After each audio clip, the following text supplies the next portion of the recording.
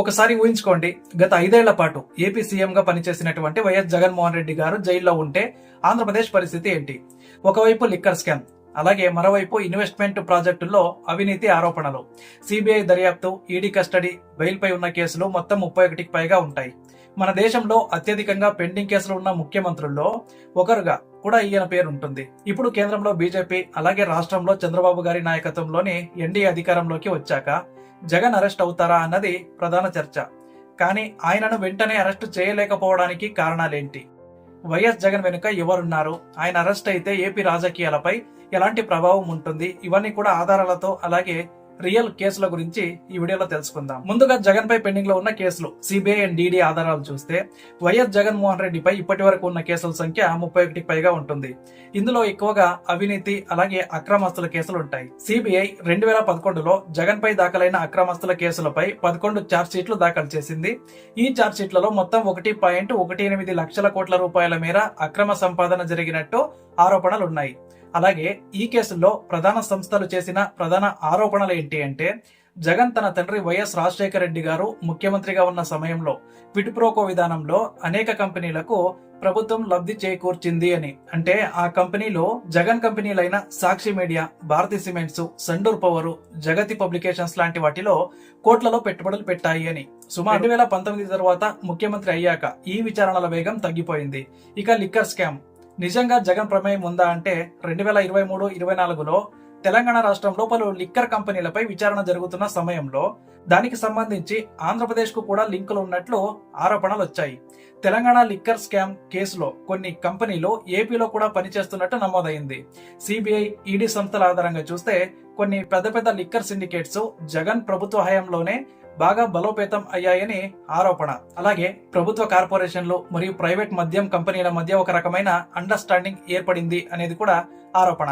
అలాగే ప్రభుత్వ విభాగాల ద్వారా మాత్రమే లిక్కర్ కొనుగోలు, అలాగే విక్రయాల మోనోపాలీ ఉండటం వల్ల కమిషన్ పాలసీలో పెద్దదారి అవినీతి జరిగినట్టు ఆరోపణలు కూడా ఉన్నాయి. ఈ విషయాలపై కూడా పలు ప్రాథమిక దర్యాప్తులు కేంద్ర విభాగాలు ప్రారంభించాయి. కానీ ఎందుకు ఇప్పటికీ జగన్ అరెస్టు చేయలేకపోతున్నారు అంటే ఇది చాలా కీలకమైన విషయం. ఎందుకంటే జగన్ పై ఛార్జ్ షీట్లు ఉన్నాయి, కోర్టు కేసులు పెండింగ్ లో కూడా ఉన్నాయి.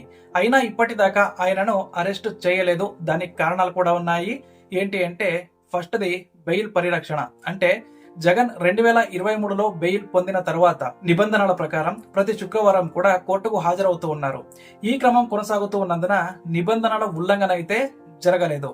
అలాగే కేసుల విచారణ ఆలస్యం, అంటే న్యాయ వ్యవస్థలో తీర్పులు ఆలస్యం కావడం వల్ల ట్రయల్ ఇంకా పూర్తి కాలేదు.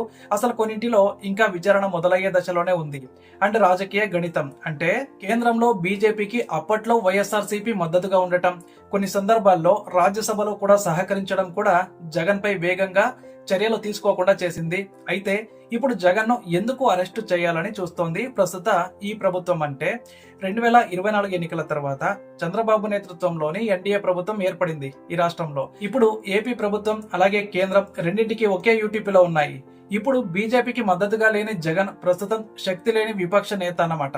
సో ఇప్పుడు అరెస్ట్ చేయాలన్న ప్రయత్నానికి ఉన్న కారణాలు ఏంటి అంటే, పాత అవినీతి కేసులను వేగవంతం చేయడం. అంటే కేసుల విచారణను తిరిగి వేగవంతం చేయాలని రాష్ట్ర ప్రభుత్వం కేంద్రాన్ని కోరుతోంది. అలాగే ఎంక్వైరీలు వేగంగా జరగడం. సిఐడి, ఈడీ, విజిలెన్స్ వంటి సంస్థలు పునఃదృష్టి పెడుతూ ఉన్నాయి. అలాగే రాజకీయంగా ప్రభావం తగ్గించడం. అంటే 2029 ఎన్నికల్లో జగన్ పాలనపై కదలికలు, అలాగే అరెస్టు వంటి పరిణామాలతో రాజకీయంగా బలాన్ని తగ్గించవచ్చు అనే ఆలోచన అన్నమాట. ఇక ముఖ్యంగా చూసుకుంటే జగన్ ను కాపాడుతున్న శక్తులు ఎవరు అన్నది. అంతటి బలమైన కేంద్రం, అలాగే అంతటి బలమైనటువంటి రాష్ట్ర ప్రభుత్వం ఉన్నా కూడా జగన్ వెంటనే అరెస్టు చేయలేకపోవడానికి కారణాలు ఏంటి అంటే, మొదటగా లీగల్ టీం. అంటే జగన్ కు మద్దతుగా చాలా బలమైనటువంటి లాయర్ల బృందం ఉంది.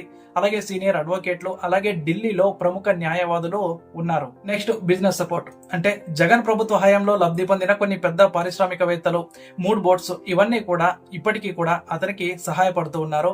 అలాగే రాజకీయాల రిలేషన్లు, అంటే గతంలో బీజేపీతో ఉన్న సంబంధాలు ఇప్పుడు కొందరు మధ్యవర్తుల ద్వారా కేంద్రంలో ఉన్న వ్యక్తులతో లింకులు కొనసాగుతున్నాయని సమాచారం.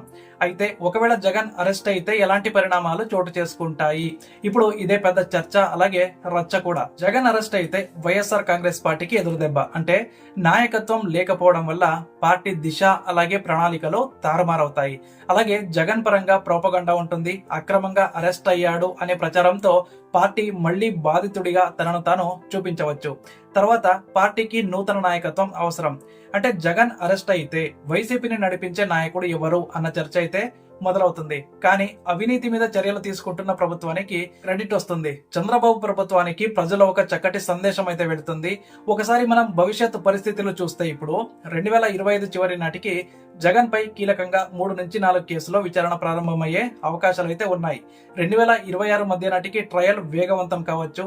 అలాగే కేంద్రం మరియు రాష్ట్రం కలిసి ముందుకు సాగితే 2027 నాటికి జగన్ అరెస్ట్ అయ్యే అవకాశం అయితే ఉంటుంది. కానీ రాజకీయ లెక్కలు, కోర్టుల తీర్పులు అన్ని కలిసి ఎలా ముందుకు సాగుతాయో అనేది మనం చూడాలి. ఇది ఒక రాజకీయ చతురతతో కూడిన సంగతే, కానీ ఇది పూర్తిగా న్యాయ విధానం ఆధారంగా జరగాలి. జగన్ పై ఉన్న కేసులు వాస్తవమైనవే, కానీ వాటిపై విచారణ వేగవంతం కావాలి, కానీ రాజకీయ దాడులుగా మారకూడదు. అతను తప్పు చేసినా కూడా న్యాయ ప్రక్రియలోనే విచారణ జరగాలి. రాజ్యాంగానికి, చట్టానికి విలువ ఉండాలంటే అది ఖచ్చితంగా అవసరం. ఇదే నిజమైన ప్రజాస్వామ్య పరిరక్షణకు మార్గం అన్నమాట. ఈ విషయం మీద మీ అభిప్రాయాలు అయితే తప్పకుండా కామెంట్స్ లో చెప్పండి. వీడియో నచ్చితే ఒక లైక్ చేసి అలాగే మన ఛానల్ ను సబ్స్క్రైబ్ చేసుకోండి.